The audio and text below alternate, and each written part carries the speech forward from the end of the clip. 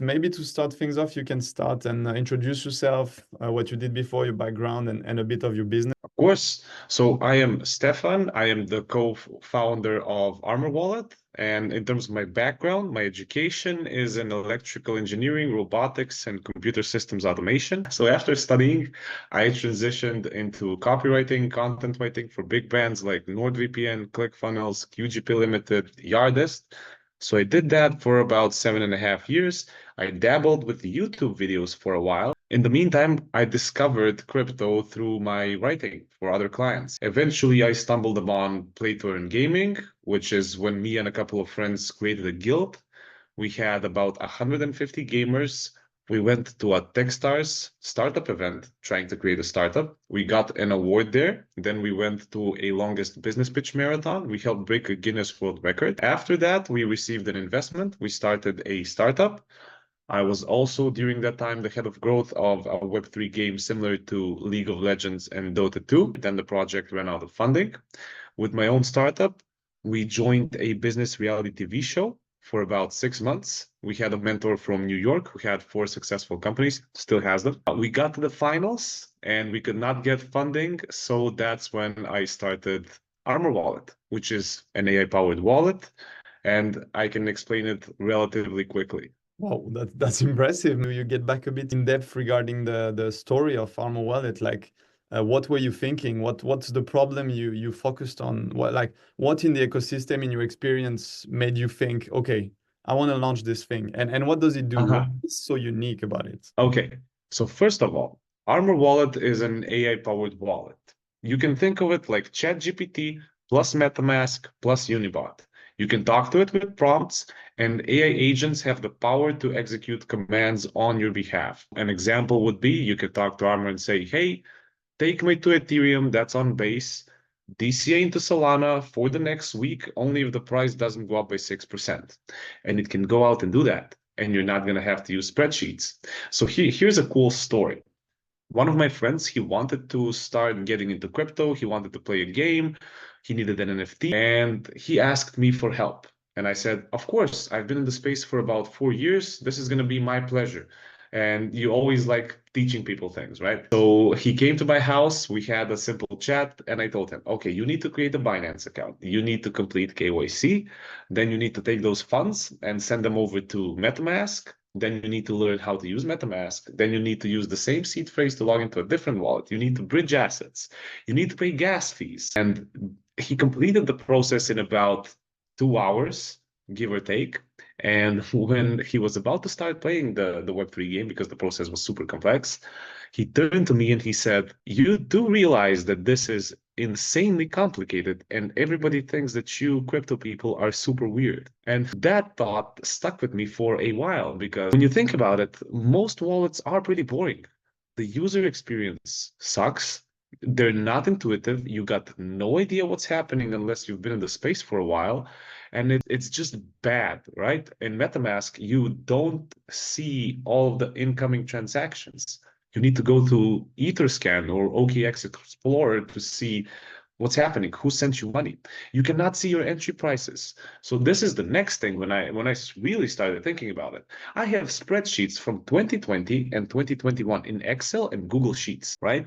So I have all of my entry prices, and when I want to calculate how much money I have, I need to go back to those spreadsheets, enter new prices on the market, and get an estimate because it changes all the time. With Armor Wallet, it's going to be simple. Hey, how much money do I have? How much profits do I have? You can ask a question and it gives you the answer. It's not going to be complicated, right? There's no reason to keep things so complicated. Every single aspect of crypto has progressed except for wallets. Let's shift to the fourth question, which was directly about the security. Because when you give this, obviously the next question is like, okay, but how do you secure that? How do you make it competitive with the other tech that are on the market? And on this side, I have to say that we're really impressed with the security setup that you have in terms of data, in terms of compliance, but also in terms of tech.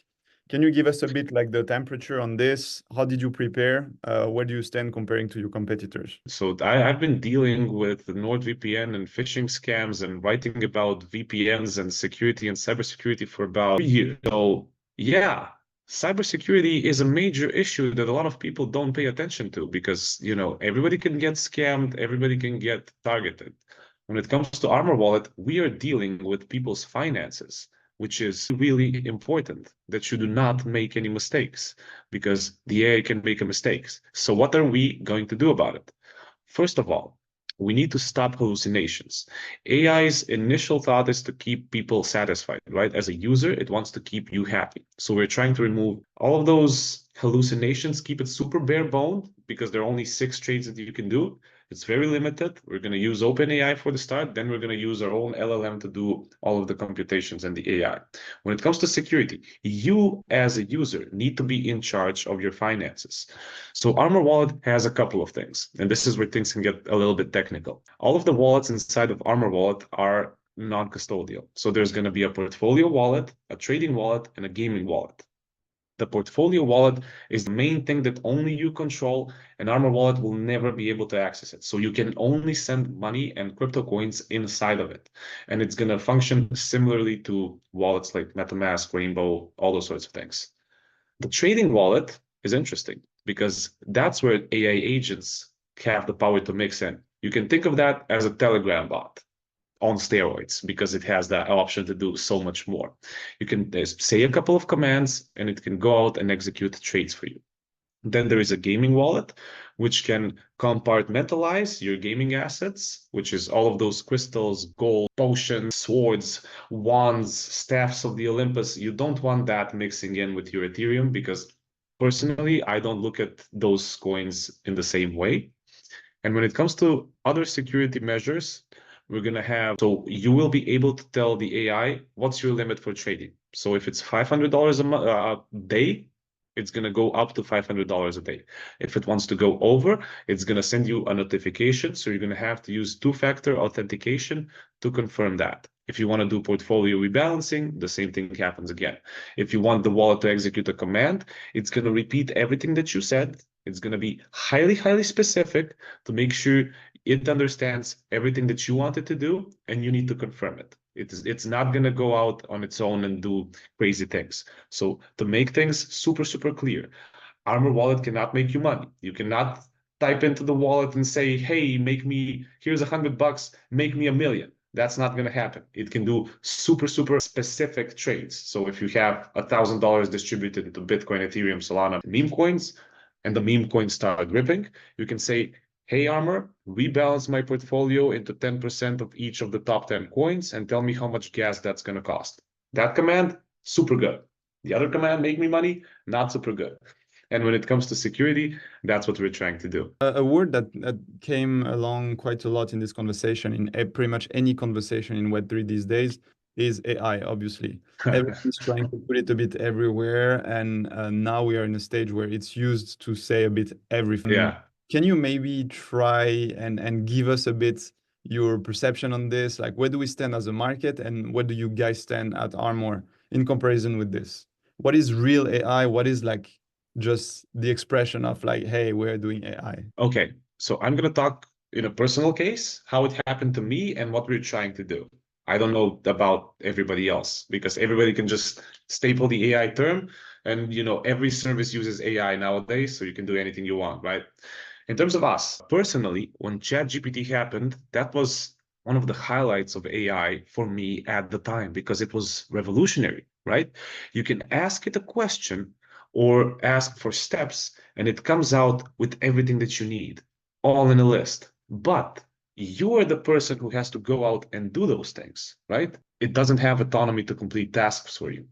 So when AI agents happened, I think of that as AI 2.0, which is the next step over LLMs. They have the power to go out and execute commands. They have autonomy. They're autonomous agents. Simply explained. Let's say, here's another example from Armor.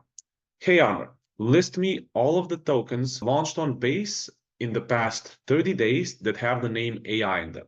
And it comes out with a list. That's part of research. And then you say, invest $100 into each. So it would take a human being or a person or an intern, it's usually going to be an intern, about 7 days of 8-hour days going through that and doing all those tasks for you, while the AI can do that in one click. In terms of AI, I think of something that has the autonomy to do things instead of you, being a helper. So you can think of Armor Wallet as your crypto assistant. You're going to have an assistant next to you. In terms of agents, we're going to have 3 of them. We're going to have one about portfolio management. Main job, protect the portfolio, keep everything safe and secure. One is going to be about trading. Every trade that you say, that agent is going to be responsible for it. And one other agent who's going to be doing research. And all of them are going to communicate with each other. When you're dealing with AI, if you have one agent to do everything, it can go haywire. If you specify them for specific tasks, it's going to be nice. Think of it like running a company. If you have one employee trying to do social media, trading, developing, it's not going to do a good job on all of them. But if you have a specific employee for each task, that's where it gets powerful. And that's what we're trying to do with Armor Wallet. Highly specialized for highly specific tasks, make the fundamentals, and we're going to have a marketplace inside of Armor Wallet where other people can build on top of it and give third-party applications and tools to other people that they can use when they want. Getting back to what we didn't talk about yet is more about the company, Armor Wallet as an entity. What does it mean to work at Armor? How do you build a team? Who's on board? And how do you see it evolve in the future? So we have a pretty good idea of the type of people that we want to work with. So we already had a POC built out that we didn't like. It was kind of janky. So we have even more people working on it now. When it comes to Armor, it's a super, super lean team. Most of the people in Armor have been around for a long time. So 4 years or more. One of the developers has 15 years of experience, cybersecurity expert. He's super smart. When you're working with people, they always need to be smarter than you are. So that's the way to go. Hire people that are smarter than you in every area imaginable for the task that they're trying to do and help you build, and you're going to have a good product. The vision and the mission of Armor is something that everybody needs, right? It's personal. You experience physical pain when you have to deal with the bad user experience of current wallets. Simple example. I need to send money to you. Instead of writing Raphael at something, I need to write 0x90453. Insane. When it comes to dealing with websites, you do not write 192.5326, which is the IP address of Facebook. You just write in Facebook. That's a simple solution. We're fixing that with Armor. So every person who's building on this, it's like, I know that what I'm building is going to help people. I know that this is important, and I know that this is what people are going to need.